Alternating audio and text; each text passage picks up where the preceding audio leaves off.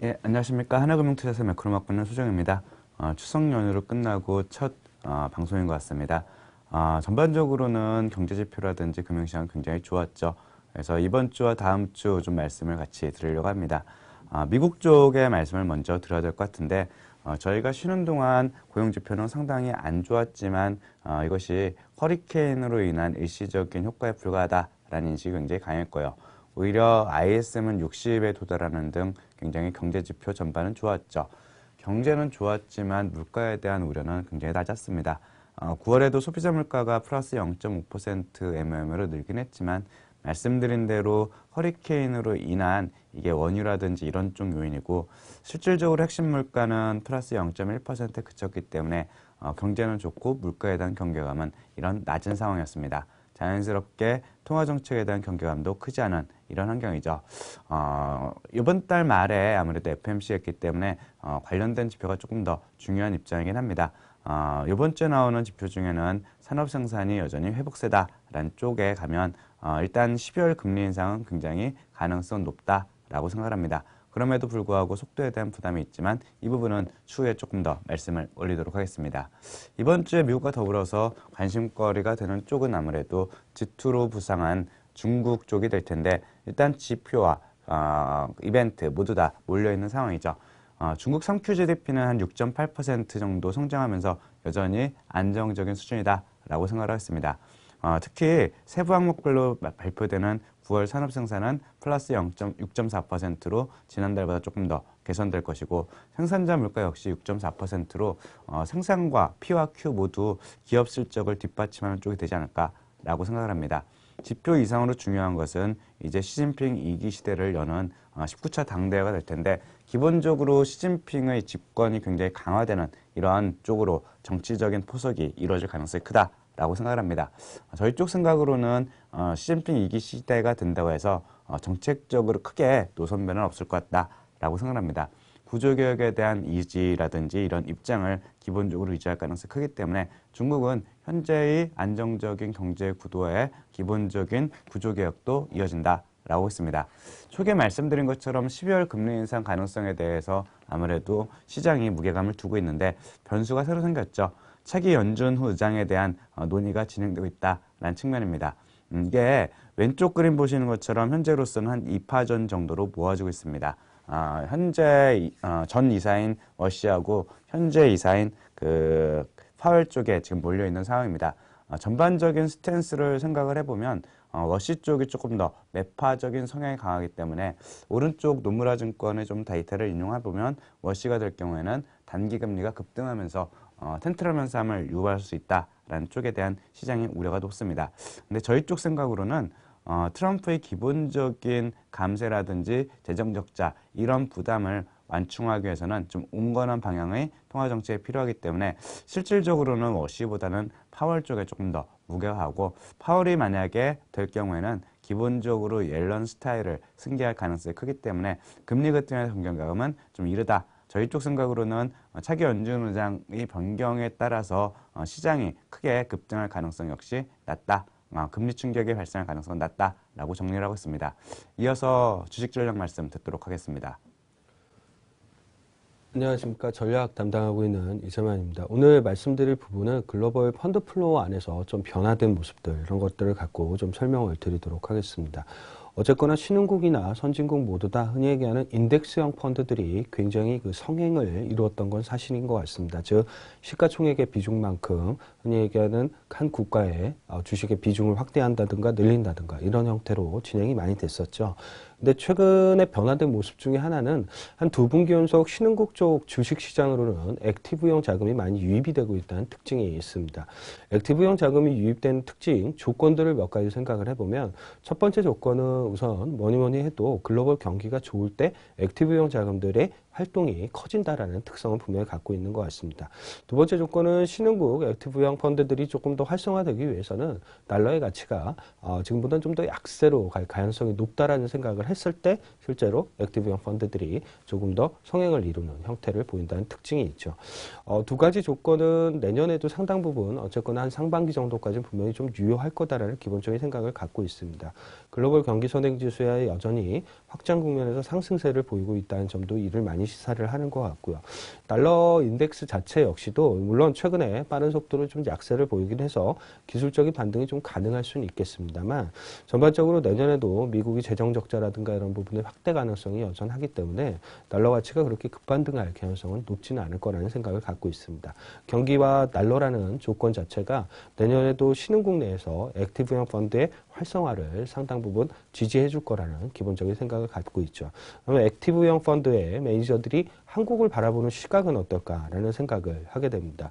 한국은 아무래도 시가총액 비중하고 이익 비중이 선진국 대비 그리고 신흥국 대비해서 전반적으로 이익 비중은 이미 사상 최고치를 넘어가고는 있는데 실제로 시가총액 비중은 이전 고점에도 못 와 있는 상황이죠. 그렇다고 보면 두 개를 겹쳐보면 한국의 흔히 얘기하는 절대적인 비중은 매우 낮은 편이기 때문에 실제적으로 추가적으로 한국물을 특히 주식시장을 매수할 가능성은 여전히 높다라고 생각을 하고 있습니다. 즉 앞으로 한국 증시 쪽으로는 외국인 자금이 유입될 때 흔히 얘기하는 인덱스형 펀드의 자금보다는 액티브형 펀드의 자금이 유입될 가능성이 높다는 시사점을 분명히 갖고 있죠. 시가총액과 이익 비중을 전 세계하고 신흥국 내에서 좀 바라보게 되면 우리나라는 IT가 아주 절대적으로 편입 내 비중이 좀 작은 걸로 판단을 할 수 있고요. 다음 업종으로는 정유업종 정도도 좀 생각을 해볼 필요가 좀 있는 것 같습니다.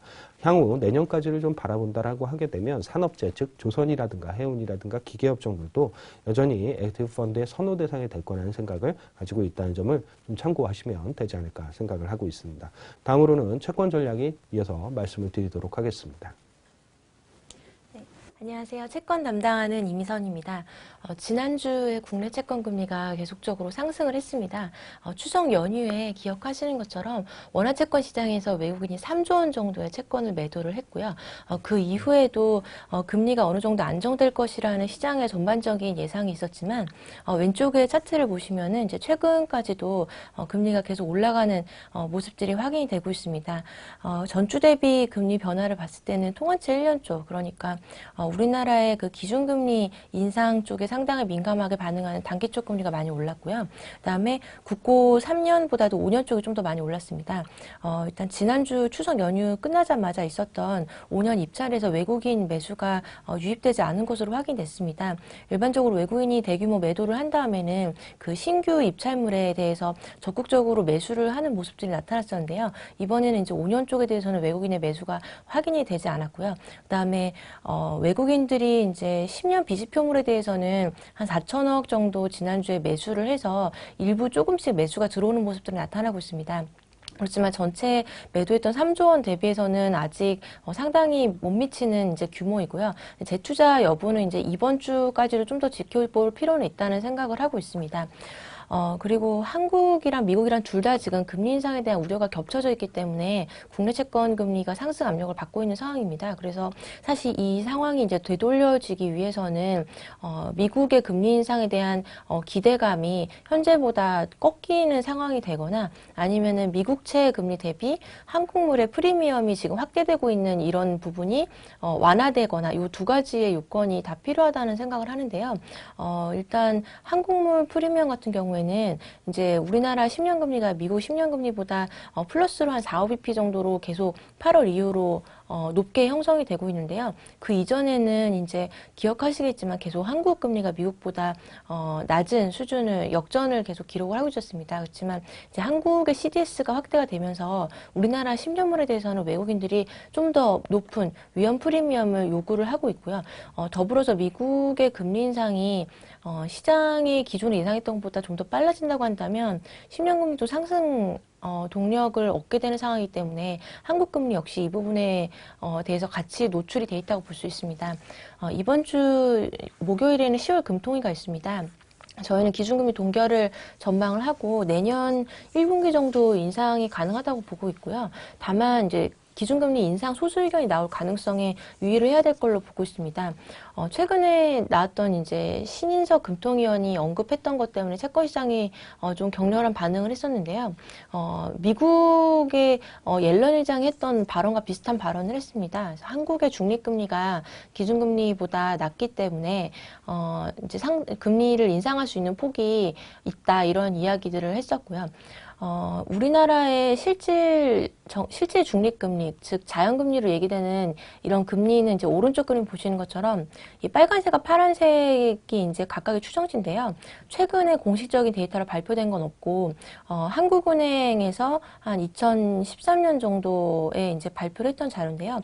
보면은 이제 우리나라도 미국이랑 비슷하게 금융위기 이후에 우리나라의 실질 중립금리가 한 0%대 정도로 떨어진 상황입니다. 그리고 그 이후에 최근 데이터는 없지만 어쨌든 뭐 미국도 마찬가지로 보면 금융위기 이후로 딱히 상황이 변한 건 아니기 때문에 우리나라도 이제 뭐 비슷할 거라고 생각을 하면 여기다가 이제 장기적인 물가 추세를 더하면은 이제 명목 중립 금리가 나오게 되는데요. 한 1.7에서 2% 정도의 물가를 우리가 앞으로 전망한다고 하면 이제 그 정도가 어떤 장기적인 평균적인 우리나라의 중립 기준금리 수준이 될 것입니다. 그러면 지금 1.25보다 한 45에서 75bp 정도 이제 금리가 높은 상황입니다. 그래서 이런 부분에 있어서 이제 한국은행의 금통위원이 이런 언급을 했다는 거에 대해서 이제 시장이 주목을 하고 있는 상황입니다. 그래서 이제 금통위에서는 이제 소수 의견 가능성에 유의를 해야 된다라는 말씀을 드리고요. 레벨 측면에서는 이제 국고 3년 같은 경우에는 지금 1.9 정도로 기록을 하고 있는데 일단 단기적으로 봤을 때 국제선물의 외국인 누적 순매수가 순매도로 돌아섰습니다. 그래서 추가적으로 어떤 매도 베팅을 하기에는 부담이 있는 상황이라고 보고 있습니다. 그래서 3년 같은 경우에는 추가로 금리가 오를 수 있는 폭은 많지 않다라고 보고 있고요. 10년은 2.4 정도를 기록하고 있는데요. 오히려 좀 변동성이 취약한 부분이 5년이나 10년 구간이라고 생각을 합니다. 지금 미국의 신임 의장 결정과 둘러싼 불확실성이 커졌을 때 우리나라 10년 금리가 훨씬 민감하게 반응을 하고요. 그다음에 미국 10년 금리가 이미 2.40을 한번 갔다가 왔기 때문에 다시 한번 그 위쪽으로 트라이할 가능성이 있습니다. 그러한 상황에서 우리나라 10년 금리는 분명히 미국 10년보다 2.4보다 더 위로 더 프리미엄을 주고 올라갈 가능성이 높다고 보입니다. 그래서 듀레이션 측면에서는 중립 이하로 대응할 것을 권고를 드리겠습니다. 이상입니다. 네, 전반적으로는 뭐 이번 달 말까지 한은을 비롯한 통화정책 이벤트에 대한 경계감이 일단은 밥 먹고 잡거나 노이즈를 일으킬 가능성이 있다라고 생각합니다. 스타일이라든지 유동성 환경이 변했다는 측면 같이 감안하시면 그럼에도 불구하고 상대적으로 액티브가 선호할 수 있는 쪽의 영역을 찾아서 기회로 삼는 전략을 찾는 쪽을 권고를 드리고 있습니다. 네, 이번 주도 즐거운 한 주 되시기 바랍니다. 고맙습니다.